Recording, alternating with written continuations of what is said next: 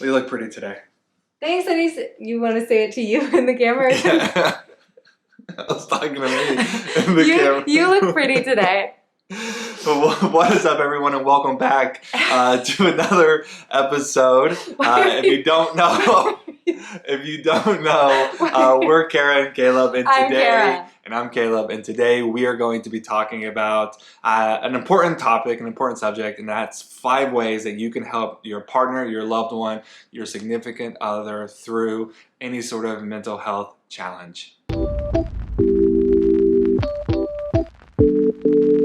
Okay, so it's been a minute since we've done a video. Yes. It's been a couple minutes, like a lot of minutes cumulatively. But basically, we've been a little occupied, kind of with the times in the world, and then kind of also because we've been a little bit busy getting married. We did that thing. We went out to Pioneer Town, California. We had a beautiful outdoor socially responsible wedding, and it was the best day of our lives. And then we did a long week in Mexico City, which was absolutely amazing. I wish I actually took footage there, but if you've never done Mexico City, highly recommend it. Man, just go for the food alone. Definitely. The food alone. Anyways, back to the video. Another reason why, and really the point of this video, that we have not been publishing or creating content together is I just have not had the emotional capacity to create content. I have been historically someone that has gone through heavy bouts of seasonal depression, and this year with everything else going on in the world, it really took a toll on me. And Kara has been so gracious, so loving, and so helpful, tremendously helpful, and assisting me in creating safe space for me, encouraging and empowering me to move through this season, despite everything that I have been feeling and still dealing with right now. So we just wanted to now talk about the 5 ways that she has really shown up in this season to help me through this mental health challenge. So jumping right into it, number 1 that we think is by far so incredibly important is the most important. Make sure that they are asking for help outside of you.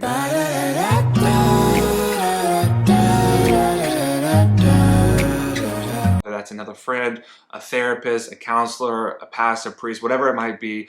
It's just so necessary for them to get help outside of you.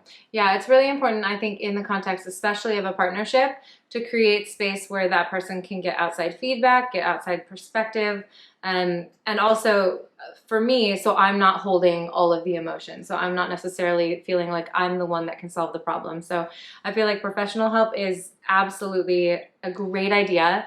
And it's really brave. There's nothing to be like ashamed of in asking for professional help. It's actually like such a brave thing to do, and to encourage your partner to do that is so important. Absolutely. Sometimes in these seasons, you have to hear hard truths, right? And sometimes that coming from the person that you love. I know from my experience, sometimes I don't want to hear what I need to hear. And when Kara would say those things, it would naturally make me angry. I'd come around and realize that she is right, which is probably 99% of the time. But going to outside sources actually create a space in my heart, and the posture of my heart changed to hear hard things that I needed to hear to move me forward. So number 2 on our list is set boundaries. This is a big one.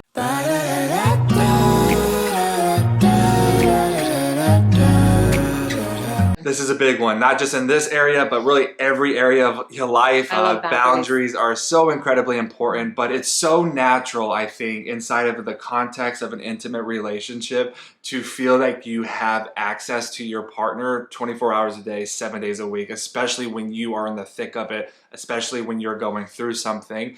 And it has been monumental and so crucial to the success of our relationship to set those boundaries. And one way that we actually set boundaries is, now I have learned whenever I'm going through something in life, and also Kara has also learned, it's kind of been our discussion around boundaries in this area, but we try to first lead with a question, and the question goes something like, hey Kara, do you have the emotional space? Do you have the time? Do you have the energy for me to open up and talk about something right now? And what that does is it really manages my expectations. Because if I just avoid all boundaries, verbally vomit on Kara when she's not necessarily ready to take and to listen what I have to say, one, she's going to walk away with all of that now on her and carrying the weight of that. And two, if she doesn't have that time or the space or the energy and she responds accordingly, right, that's not her fault, that's just reality. But I now might be offended, I might have some resentment towards her because I in my head had this expectation that she should respond a particular way. And so it's really allowed me to manage expectations. Yeah, so boundaries are amazing in any relationship. I feel like this is a great practice in any relationship, a partnership especially, but mimicking or not mimicking, reiterating what you said, asking for permission to share something allows the other person to say no, right? Like so often in life, we're walking around and you guys have probably experienced this. Somebody just like emotionally vomits all over you or mentally vomits all over you. And then you're left holding their vomit and you're like, what do I do with this? So asking, hey, do you have space for this? And then offering a solution. Like I have the permission to say, actually, no, I don't have space to hold that right now. Can we talk about that at dinner? And then I can clear space in myself to be able to hold whatever needs to be held. So I think setting boundaries is about establishing almost this permission to say, like, I don't have space to hold that. And then also piggybacking on that, just to say, like, it's my responsibility if he comes to me and he starts vomiting to say, like, hey, I actually don't have time for that right now. Or, hey, I know you're having a really hard time right now. I see you, I validate it. Let's talk about this here shortly. Yeah, that is boundaries. Yes, 100%. Number 3, active listening.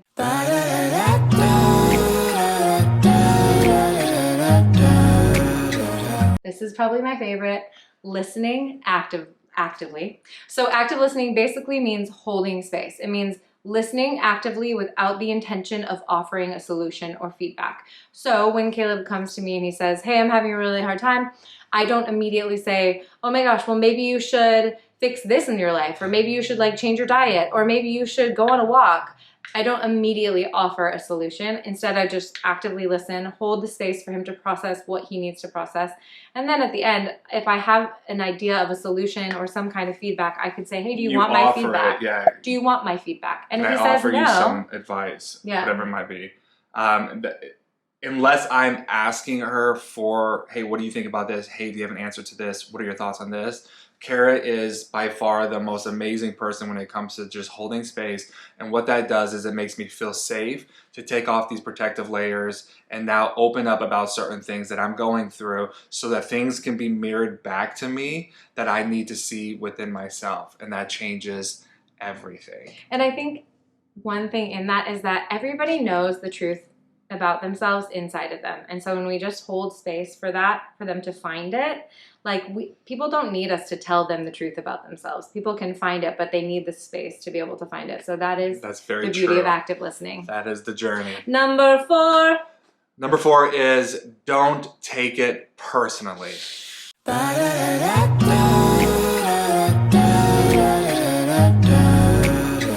What do we mean by this, Kara? Well, don't take it personally means don't take it personally. It means that you don't take someone else's emotional state as a personal affront to you. So for me, it is my tendency to take things personally. I'm a woman, I'm me. And so when someone doesn't like something or when someone's in a bad mood, my response or my how I bend towards a response is, what did I do wrong? How can I fix it? Is he upset with me? So in this process, I feel like part of my work is to really understand that when Caleb's having a hard time, it really has nothing to do with me. It's not about me at all. And I feel like that's probably one of the hardest ones, especially in intimacy, like because everything in a partnership is so intimately intertwined. Wow, I can't find my words. Everything is so intertwined. And so to unravel that and to say like, oh, you're having a hard time and that's yours to hold on to and to process. And it also, I think it alleviates the pressure from you when I don't take it personally. Yeah. Because it allows you to feel fully what you're feeling and be validated in that. Whereas if it becomes about me, now you're almost like sharing the emotion. Yeah, when you're taking it personally, it oftentimes becomes about you. And when it becomes about you, I don't feel seen, I don't feel validated, I don't feel understood. Suddenly now we're talking about you. And make no mistake, this is a hard thing to do, especially in the confines of an intimate partnership / relationship, whatever it might be, to not take what your significant other is experiencing personally. This takes time, it takes self-awareness. So if you're in the thick of that, make sure that you are deploying that self-awareness and, most importantly, showing yourself some grace and some compassion. And that doesn't mean that you can't share your own emotion. It just means that you don't like when set a time apart at some other point to share what you might be experiencing or how it's making you feel, or process that with another friend, because going back to point one, get help outside of the person that you're in a relationship with. And last and not least, number 5, and this is so incredibly important, it is so necessary to do your own work. Do your own work.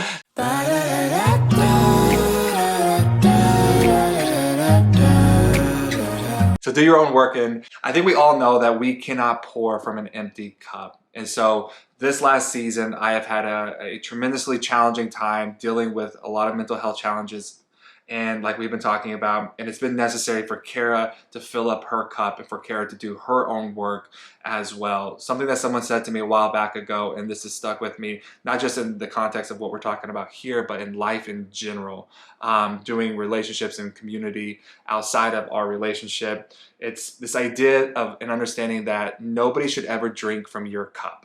They should drink from your overflow, right? And so if I'm going through something, or if Kara's coming through something or going through something, she's drinking from my overflow. She's not drinking from my cup. But the only way that we can allow people to drink from our overflow is if we make sure that we are doing the inner work to make sure that our cup stays full. And what's really beautiful about doing your own work is that you see anything as an opportunity to grow. Absolutely. So when Caleb is having a hard time, and then all of a sudden I get triggered and I think like, oh, I want to fix that, or oh, that feels like it's about me, or he doesn't love me anymore, whatever gets triggered in me. And now it's an opportunity for me to sort through that and say like, well, why do I want to make this about me? And why do I feel the need to fix someone else's problems? So in a really profound way, I feel like when you're in a partnership and you're both committed to doing your own work, it creates this deeper intimacy. It's not like an easy path to intimacy, but it creates this deeper intimacy because you're both forging ways to break down triggers, to break down barriers of intimacy. And yeah, it's a commitment to have in a relationship, is to do your own work. Make no mistake, if your significant other, your partner, your loved one is going through a hard time, as much as it is an opportunity for them to grow, it's an equal opportunity for you to grow as well. Very true. So make no mistake there. So there you have it. There's our 5 ways that you can help your significant other, partner, loved one through any sort of mental health challenge. Kara and I both, I can speak for her, I believe, when I say that we're sending you all the love, that we are rooting for you. And if you're into this kind of content, go ahead and push that subscribe button, and we will be back again next week.